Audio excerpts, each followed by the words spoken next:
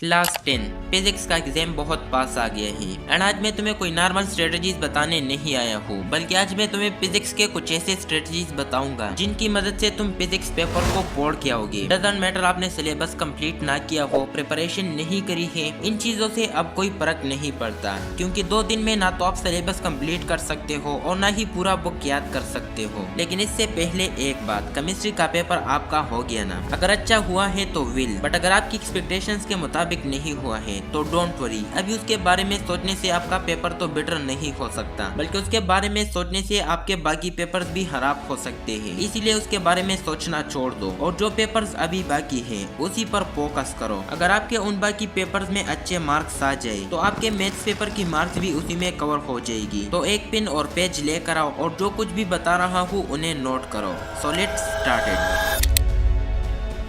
सबसे पहले आती है ऑब्जेक्टिव्स क्वेश्चंस, और यहीं पर ज्यादा स्टूडेंट्स अपनी मार्क्स को देते हैं, क्योंकि तुम्हें पता नहीं है कि ऑब्जेक्टिव्स को सोल्व कैसे करें। देखो, अगर तुम करेक्ट आंसर जानते हो फिर तो ठीक है, बट अगर करेक्ट आंसर नहीं जानते तो कुछ ऐसी ट्रिक्स है जिन्हें फॉलो करके 95% चांस है कि आप उस एमसीक्यूज का आंसर करेक्ट कर दो। बट इससे पहले तुम्हें यह जानना जरूरी है कि एमसीक्यूज को याद कहाँ से करना है। देखो, फिजिक्स एमसीक्यूज याद करने का जो बेस्ट वे है वो ये है कि चैप्टर के एंड में जो एमसीक्यूज होते हैं वो रीड करो। नोट्स के में आपने देखा होगा कुछ एक्स्ट्रा एमसीक्यूज होते हैं, उन्हें स्टडी करो। एंड अगर आपके पास पास्ट पेपर है तो उनमें जो एमसीक्यूज होते हैं उन्हें स्टडी करो, जिससे तुम ये भी जान लोगे कि पेपर में क्वेश्चंस कैसे पूछा जाता है। अब अगर आपको पेपर में एमसीक्यूज का आंसर नहीं आता तो आपने क्या करना है। देखो, पहला काम जो आपको करना है वो ये है कि आपने एक्सट्रीम वैल्यू को एलिमिनेट करना है, मतलब हटाना है, क्योंकि बहुत रेयर केसेस में एक्सट्रीम वैल्यू ही आंसर होता है, वरना 98% चांस है कि मिडिल वैल्यू ही करेक्ट आंसर हो। एक्सट्रीम वैल्यू वो होता है जो सबसे लार्ज वैल्यू होता है या सबसे स्मॉल। दूसरा ये कि अगर क्वेश्चन में कोई ऐसा ऑप्शन आया है जिसमें लिखा है ऑल ऑफ द अबव या नन ऑफ द अबव, तो उसमें आपने डायरेक्टली इन ऑप्शंस को चूज करना है, क्योंकि 95% चांस है कि यही ऑप्शंस करेक्ट आंसर हो। तीसरा, इसका एक तरीका ये है कि आपने कुछ वैल्यू को डायरेक्ट याद करना है। फॉर एग्जाम्पल, कोई कांस्टेंट हो या फिर किसी यूनिट का स्पेसिफिक वैल्यू हो। इसके आपको 2 फायदे होंगे। पहला ये कि आपके एमसीक्यू क्लियर हो जाएगा, और दूसरा ये कि आपको कैलकुलेशन में आसानी पैदा हो जाएगी। इस पर ऑलरेडी मैंने एक डिटेल वीडियो बनाई है जिसमें मैंने 5 साइंटिफिक ट्रिक्स एक्सप्लेन किए हैं, जिन्हें अगर आपने फॉलो करा तो आपके एमसीक्यूज करेक्ट होने के चांसेस बहुत ज्यादा बढ़ जाते हैं। तो मेक श्योर कि आप उस वीडियो को जरूर देखिए।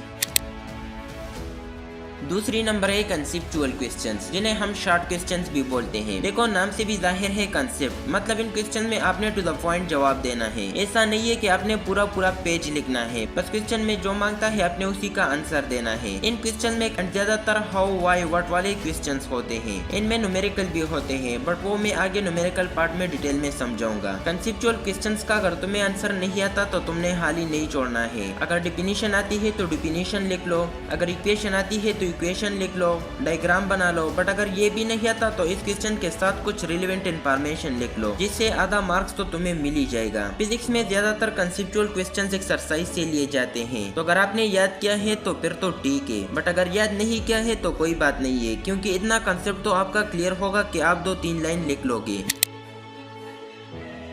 अब तीसरी नंबर पे आती है लॉन्ग क्वेश्चंस। देखो, लॉन्ग क्वेश्चन में बेसिकली 2 टाइप्स के क्वेश्चंस होते हैं, एक थ्योरी एंड दूसरा न्यूमेरिकल क्वेश्चंस। मैं फिर से बोल रहा हूँ, अगर तुम्हें आंसर आती है तो फिर तो ठीक है, आप उस आंसर को लिखो, बट अगर आंसर नहीं जानते तो लॉन्ग क्वेश्चन में तुमने ये ट्रिक लगानी है। सबसे पहला, अगर डायग्राम की जरूरत है तो तुम्हें डायग्राम बनाना है। अगर करेक्ट नहीं भी बना सकते तो इतना आइडिया तो होगा कि थोड़ा बहुत बना लोगे, क्योंकि ये चीज डायरेक्टली एग्जामिनर को हिट करता है और एक अच्छा इंप्रेशन डालता है। दूसरा, इसमें आपने ज्यादा से ज्यादा हेडिंग्स देनी है, कम से कम 7 से 8 हेडिंग्स देनी है, क्योंकि इससे तुम्हें पूरा मार्क्स मिलने के चांसेस बढ़ जाते हैं। एंड अगर एक हेडिंग में उस चीज से 2-3 लाइन भी लिख लोगे तो भी इनफ है। दूसरी नंबर होती है न्यूमेरिकल क्वेश्चंस। न्यूमेरिकल का अगर तुम्हें आंसर नहीं भी आता तो वो तो आधा आंसर क्वेश्चन में लिखी होती है। गिवन डेटा आपको क्वेश्चन में दिया होता है, टू फाइंड का आंसर आपको क्वेश्चन में मिल जाएगा, मतलब ये भी तो क्वेश्चन में लिखी होती है कि तुम्हें क्या फाइंड करना है। अगर आप इन 2 पॉइंट को भी लिख लोगे तो कम से कम 3-4 मार्क्स तो मिल ही जाएगा।